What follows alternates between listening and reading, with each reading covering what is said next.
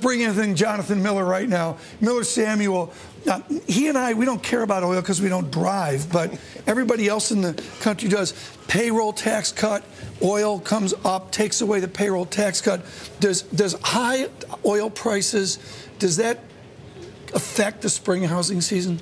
Well, I think what it does is it's just one more component that drags. I don't think it's going to stop people from buying homes, but I think it's going to maybe take the edge off the pace. Where's price right now? Pricing, it depends on where you're talking about. So if you're talking about Manhattan, you're talking about relative stability. It's the strongest market in this particular region. Housing prices are generally slipping in the suburbs and in the outer boroughs. What's slipping is broker talk for... I'm not a broker. 2-3%? No, I know. You're going to set, you just appraiser, appraiser, excuse me. 2-3%? Yeah, it's single digit. It's been sort of a slow erosion. We're also tracking, I track the Washington, D.C. housing market for the MLS down there, MRIS, and they've seen an explosion in pending sales activity over the last couple of months. And then there's the rest of the country. Dreaded first chart. Let's look at the Northeast, but it's a remarkably similar chart to what we see nationally. The inflation-adjusted Northeast home price. We've got a number later in the hour that's great on this. 400,000. Ooh, we took 100,000 roughly out of the Northeast home price. Different in other regions, but as I said, yet the same. Yes. Yeah, I think certainly as a characteristic of this area is housing prices tend to be higher. And that's going to be one of the challenges facing the region in the fall when Fannie Mae reduces the conforming loan limit to 625 from 729 now. So it's going to force people that are in that sort of crossover zone to have to get jumbo financing, which is a larger down payment requirement and generally how much higher. Versus how much bigger generally on a conforming mortgage, which would be in this region right now, it's below 729,000 below in New York City. You're taking 20% down. When you're talking north of that limit, you're talking 30%, 25 to 35% down. So you got to find another $60,000 or $70,000 to get into a mortgage here in a bit. Right, and that's a concern. And in many ways, it places higher priced housing markets at a disadvantage because, as the saying is, housing is local, but mortgages are national. I like very exclusive there. That's a very nice phrase by Jonathan Miller. Let's look at this elegant chart right here.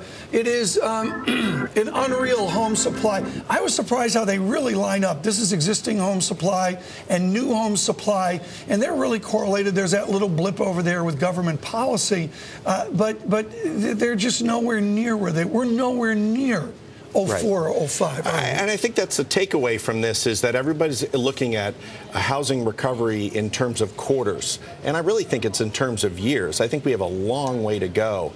And there's all this talk right now about double dip and all that. And it's almost as if the U.S. consumer is sort of realizing that housing still has a long way to go. It's a concern, and if you think about the double dip, why unemployment has double dip. Yeah, bring up the Michael Darda a rewind we can from Bloomberg surveillance. Do we have that ready, Rex? Okay, let's bring up Michael Darda. Here it is, and this was a conversation this morning with the economist M. Darda on Bloomberg surveillance. Housing has double dipped. I mean, if you look at new home sales, if you look at starts, permits, the Case-Shiller data, there's been a rollover here after this temporary period of recovery that now appears to have been induced completely by the first-time homebuyer tax credit, which rolled off last April. So it is a double dip for housing. It's a double dip. Michael Darda is an optimistic guy. He's calling your world a double dip national world. Well, I think the word double dip is actually misleading. I'm certainly not suggesting that housing is better than we all see it is right now. But I think the reason why double dip came into the story is that we're looking at the tax credit implication, government policy, which essentially stopped the decline in many markets, and then once the policy was removed, they continued to fall again. And that's the misnomer with double dip. If housing's so bad, why does, say, Rex, Rex, he's got like 8,000 square feet overlooking the Brooklyn Bridge or something. He's a hitter. I mean, Rex is miserable, and yet one of our younger producers looking for their entry-level real estate is miserable. Why are we miserable if house prices are, quote-unquote, so low? Because it's confusing.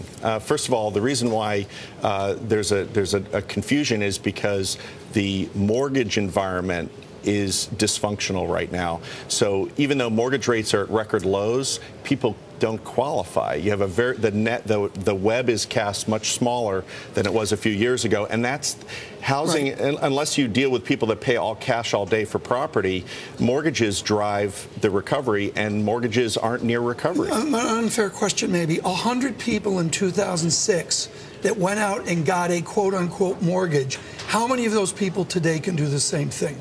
10? Probably half. Half. Yeah, essentially lenders right now, they're looking at the legacy issues of the past. They're afraid of their own shadow. You have Fannie Mae trying to make the banks buy back the bad loans. They're being attacked from all sides. They're hunkering down, and they're looking truly for AAA, as AAA was meant to be. Okay, Schiller, this is not Tampa. It's not Minneapolis. Let's bring up the number of the day, and it's New York. I tried to find a good number, folks.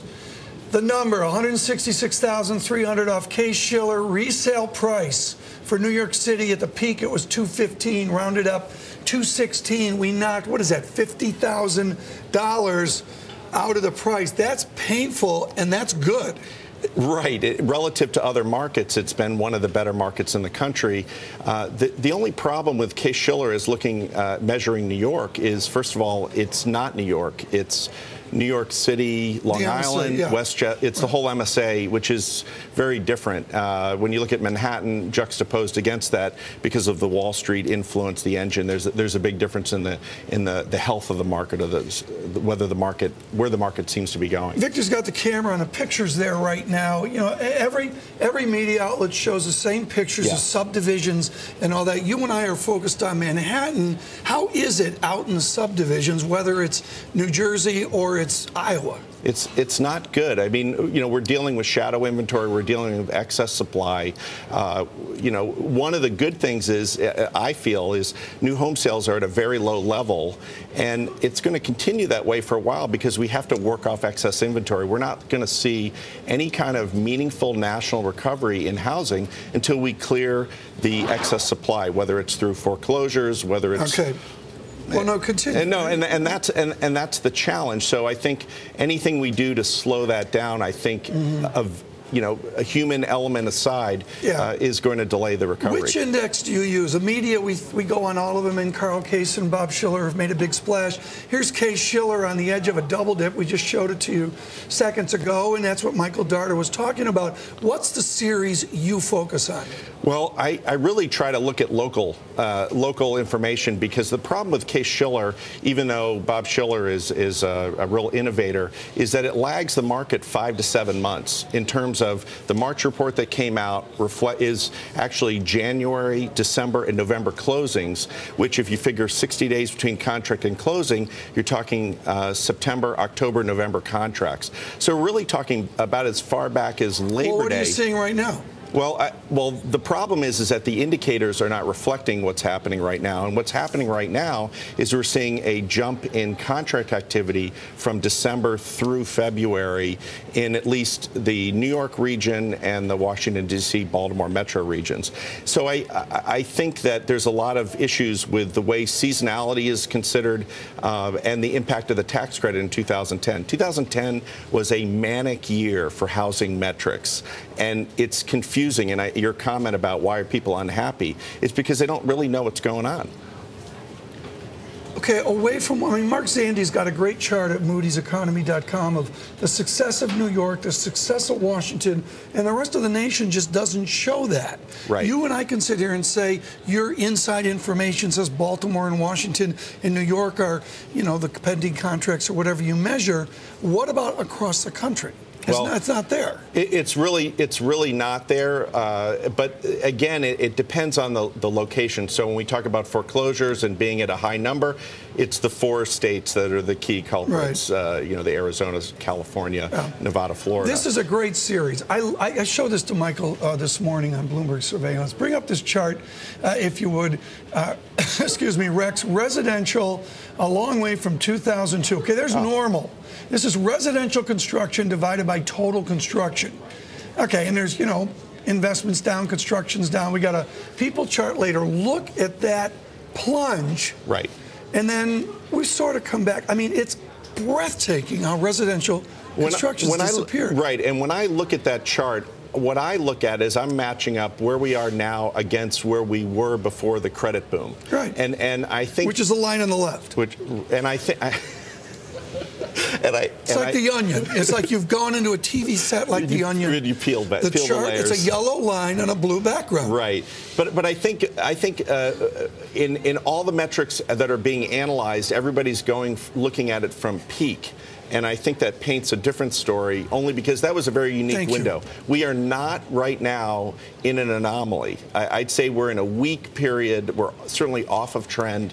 We've overcorrected in terms of new construction. Right. But you can't look at what happened during the boom. That's break exclusive, folks. That's really important. Forget about the boom. Right. And the anomaly is we're just off trend. Correct. Show that chart again. This is really important, folks, and I'm as guilty of this as anybody else. That line on the left is normal, and then there's the boom, 02 to 08. Residential construction compared to total construction. There's that boom, and nice job. Victor's gotten these I don't have. And then down we go, and we come back. Our goal is to get back to the left side of that chart, correct, not to get back to where realtor commissions move GDP.